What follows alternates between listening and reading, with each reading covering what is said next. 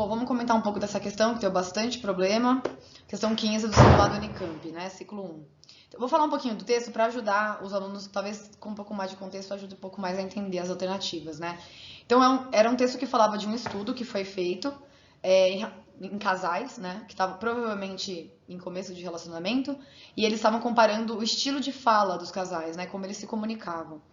E aí no segundo parágrafo ele fala que aqueles casais que estavam em sintonia, né, em sincronia, tinham 4 vezes mais chance de querer se ver de novo do que aqueles que não tinham uma sincronia na linguagem, né? Essa sincronia aí a gente entende da forma que for, não interessa pro exercício, tá? Aí no terceiro parágrafo o professor, né, o Pennebaker, que era justamente o parágrafo que tinha a resposta certa, né? Ele fala: nós fomos capazes de prever isso em taxas mais altas do que as próprias pessoas. O que isso significa, né? Que as próprias pessoas que estavam sendo estudadas, elas não sabiam o quanto elas queriam se ver, né? Ou o quanto o outro queria vê-la, né? Então eles possivelmente deviam ter feito de alguma forma, né? Perguntado, você acha que você vai ver essa pessoa de novo, né? Alguma forma eles mediram isso, não sei como, eles não explicam. Mas eles foram capazes de falar, essas duas pessoas vão querer se ver mais do que essas duas, né? Porque essas duas pessoas têm uma linguagem mais sincronizada, tá? Então, as pessoas não sabiam se tinha dado um match ali naquele date ou não, né? Se tinha rolado uma atração, se elas iam querer se ver. Os pesquisadores sabiam mais, né? Aí, no parágrafo seguinte, ele fala, né? Esses resultados, eles foram notáveis porque eles ocorreram em conversas cotidianas, né? Embora as pessoas não tenham percebido. O que ele quis dizer com isso? Que eles analisaram as conversas cotidianas, né? As conversas, talvez, de WhatsApp e tal, mas não eram conversas programadas em nada, eram conversas do dia a dia. E as pessoas não perceberam que isso acontecia nas conversas cotidianas. Não é que elas não perceberam que elas estavam sendo estudadas. Até porque não faz sentido, né? Depois eu vou discutir um pouco mais isso para falar das alternativas. Mas elas não perceberam que aquilo ocorria naquelas conversas, que elas estavam em sincronia. Então não era como se, por exemplo, os dois falassem uma palavra ao mesmo tempo e falavam, nossa, você falou a mesma palavra, e aí eles falaram, a gente está em sincronia. Não era isso. Eles nem percebiam que eles estavam ali com uma comunicação legal, né? Os pesquisadores conseguiam ver isso, né? A partir da própria pesquisa deles. Aí no final ele dá uma conclusão, ele fala que a gente não presta atenção nessas palavras, né? Reforçando isso, né? Que a gente não nota o quanto a gente está em sincronia ou não com uma pessoa na linguagem. E ele fala, o que é incrível sobre isso é que a gente não toma essa decisão de forma consciente, né? Simplesmente sai das nossas bocas. Então a gente tem um estilo de linguagem, a gente tem vocabulários próprios e tal, e as pessoas podem ter um match, ter uma combinação com isso ou não com a gente, né? Aquela famosa coisa, o santo bateu, né? O santo não bateu, mas é mais ou menos essa ideia, tá? Em relação à linguagem. Vamos para as alternativas. Ele fala na letra A. Bom, ele pedia qual foi o fato que chamou a atenção do professor. Como tinha o nome dele aí no enunciado, o segredo era ir direto para onde aparecia o nome dele. Então, ficar ali entre o terceiro e o quarto parágrafo, né? Que foi o que a maioria dos alunos fizeram, mas acabaram se confundindo um pouco. Ele também aparece no quarto, né? Então, do meio para o final, né?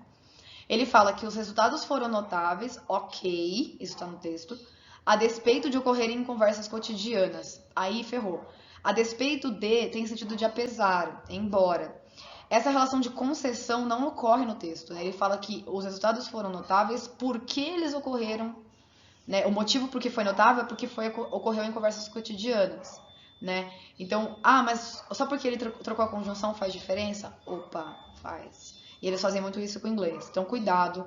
Eles podem trazer a mesma informação, trocar a conjunção, e aí eles transformam uma relação que era de causa e consequência numa relação de contraste, numa relação de concessão. Eles invertem o que é causa e o que é consequência. Cuidado com as conjunções. Essa é a minha dica para esse exercício em relação à alternativa A. Em relação à alternativa B, tem a ver, poucos me perguntaram, né, mas vamos comentar. Tem a ver com a sincronia quase 4 vezes maior entre os casais pesquisados do que entre pessoas comuns. A sincronia da linguagem, né? E não era 4 vezes maior, que ele fala que as pessoas tinham 4 vezes mais chance de se verem. Então, tá totalmente errada, né? Então, essa daí acho que não tem nem discussão. A C era correta, né? Então, ela estava no terceiro parágrafo. E aí, os alunos ficaram muito entre a C e a D, né? Alguns também pensaram na A.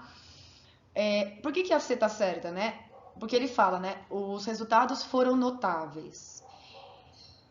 E ele dá a razão porque eles foram notáveis. Antes disso, ele fala que quais foram os resultados, né? O fato deles preverem que era mais eles preveriam em taxas mais altas do que as próprias pessoas. Isso era notável, não o porquê.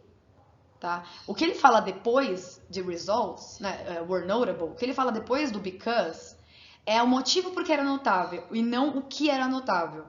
Vou dar um outro exemplo. Eu falo, por exemplo, ontem eu vi minha melhor amiga fumando no parque. Isso foi notável, ou isso me chamou a atenção porque ela é contra o tabagismo. O que foi notável? O que me chamou a atenção? O fato dela estar fumando no parque ou o fato dela ser contra o tabagismo? Perceberam a diferença? O que me chamou a atenção é o que eu falei antes, né? Então, o fato dela estar fumando. O motivo é só um motivo, né? Do chamar a atenção. Cuidado com isso, tá? Não é porque a palavra apareceu naquele parágrafo que a resposta está naquele parágrafo. Vocês têm que olhar qual é a relação que existe entre os períodos ali, tá?